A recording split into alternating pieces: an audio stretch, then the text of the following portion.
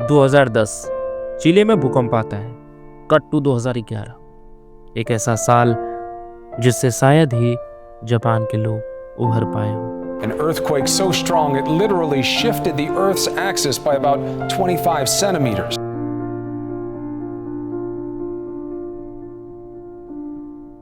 क्योंकि 2011 में इतिहास के सबसे खतरनाक भूकंप में से एक भूकंप जापान में आता है।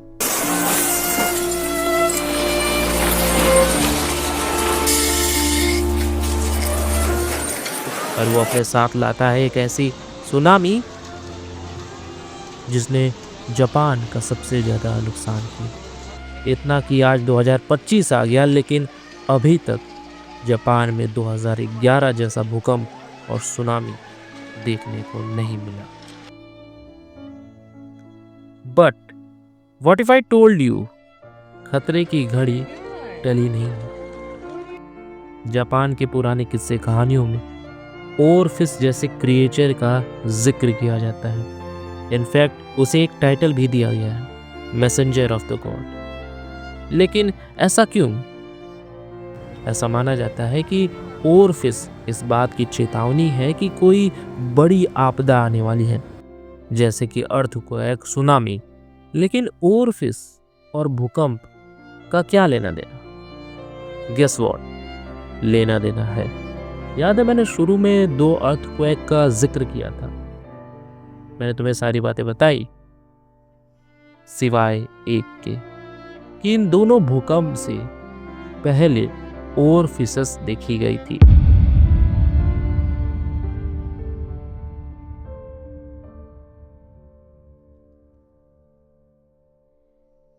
हाँ, आप कह सकते हैं कि सिर्फ 2 बार ही ओरफिसस दिखी तो इसे भूकंप की चेतावनी मान लेना सही है क्या? पहली बात तो ये कि ओरफिसस या एंगलर फिश या समुद्र की गहराई में रहने वाले कोई भी जीव का इतना ऊपर आना बहुत रेयर होता है। और जितनी बार डीप सी क्रिएचर ऊपर आए हैं, कुछ ना कुछ तो बुरा हुआ है। And guess what?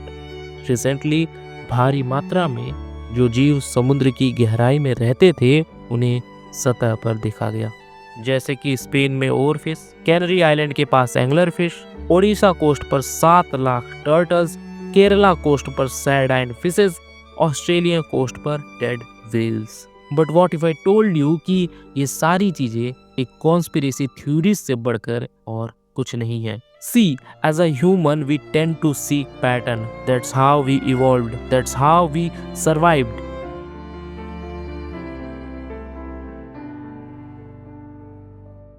लेकिन पैटर्न और कॉन्स्पिरेसी थ्योरीज का क्या कनेक्शन है? कनेक्शन है। कब ये pattern seeking behaviour illusory correlations में कन्वर्ट हो जाता है पता ही नहीं चलता। इल्यूजरी कोरिलेशंस उन चीज़ों में पैटर्न देखना जो एग्जिस्ट भी नहीं करती।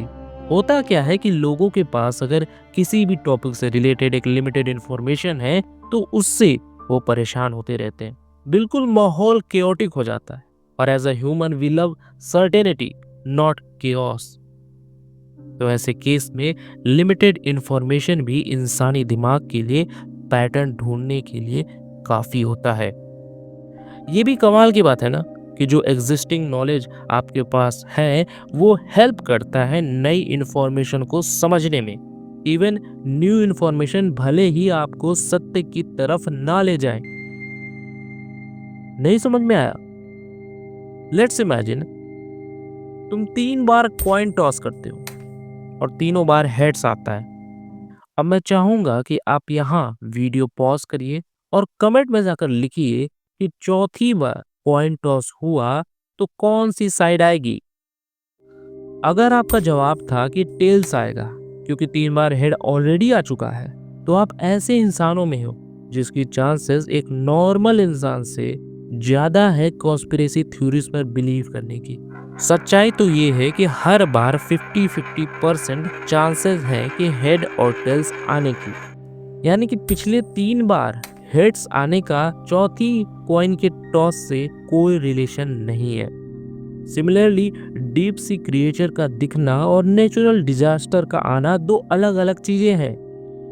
क्योंकि ये जो वीडियो वायरल हो रही है जिसमें बताया जा रहा है कि लेवाइथन चाइना में है। इनफैक्ट गूगल मैप में तो ये साफ साफ दिख भी रहा है। इसे समझने से पहले तो तुम्हें ये जानना पड़ेगा ना कि लेवाइथन क्या है। तो लेवाइथन से मिलते जुलते कई रूप आपको सभी धर्मों में देखने को मिलते हैं। लेवाइथन आप कह सकते हो कि एक सांप का ही बहुत ही एक मॉन्स्ट्रस रूप, और इसी वजह से लोगों को ऐसा लग रहा है कि जरूर लेवाइथन ही इन डीप सी क्रिएचर्स के बाहर आने का कारण है। पर क्या सच में ऐसा है? इसे समझने से पहले कॉग्निटिव बायस के बारे में समझना पड़ेगा। आपको पता है कि लोग कॉन्स्पिरेसी थ्योरीज पर इतना बिलीव कैसे कर लेते हैं? क्योंकि कॉन्स्पिरेसी थ्योरीज एक शॉर्टकट है, एक ऐसा शॉर्टकट जिससे कि इंसान कॉम्प्लेक्स चीजों को समझने के लिए जोर नहीं लगाता, उसे बड़ी आसानी से आंसर मिल जाता है। लाइफ वैसे भी बहुत कॉम्प्लेक्स है। हम सभी स्पेस में कहीं एक उड़ते पत्थर पर हैं और ये कहीं से भी नॉर्मल तो नहीं है एक आम इंसान के लिए। तो ये कॉन्स्पिरेसी थ्योरीज का शॉर्टकट लोगों की हेल्प करता है सर्टेनिटी लाने के लिए, और जितनी ही सर्टेनिटी की इच्छा आप में होगी उतने ही चांसेस होंगे कि आप कॉन्स्पिरेसी थ्योरीज में बिलीव करो। क्योंकि एक हाई इंटेलेक्चुअल क्रिटिकल इंसान कभी भी एक सिंप्लीफाइड आंसर पर बिलीव नहीं करेगा, उसे हमेशा क्वेश्चन करेगा। लेकिन ये सिर्फ एक रीजन नहीं है। जब लोगों का विश्वास मीडिया से, सरकार से उठने लगता है तो कॉन्स्पिरेसी थ्योरीज एक बेहतर अल्टरनेटिव साबित होता है उन लोगों के लिए जिन्हें कंट्रोल और वैलिडेशन चाहिए, क्योंकि इससे वो लाइक माइंडेड लोगों के साथ जुड़ते हैं, जिससे एक सेंस ऑफ बिलोंगिंग आती है।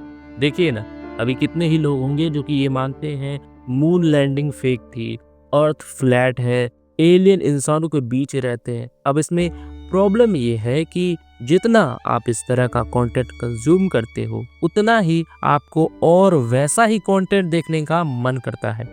आई होप आपको डोपामिन के बारे में पता होगा, एक न्यूरोट्रांसमीटर जो आपके बिलीफ को और मजबूत बनाता है। एक रिसर्च में पाया गया है कि जब डोपामिन को आर्टिफिशियली बढ़ाया जाता है तो लोगों का रैंडम चीजों में पैटर्न देखना बढ़ जाता है। शायद यही वजह है कि क्यों कुछ लोग कंस्पिरेसी थ्योरीज की तरफ ज्यादा अट्रैक्टेड होते हैं। जब मैं बोलता हूँ कि डोपामिन को आर्टिफिशियली बढ़ाया जाता है तो इसमें आपका इंस्टाग्राम की रील्स देखना और यूट्यूब पर शॉर्ट्स देखना या वीडियोस देखना तक भी इंक्लूडेड है। देखिए ना, आप ये वीडियो देख रहे हैं तो ये पहली बार नहीं होगा जब आप ऐसी वीडियो देख रहे होंगे। आपके पैटर्न्स और यूट्यूब का एल्गोरिदम आपको यहाँ लाए हैं।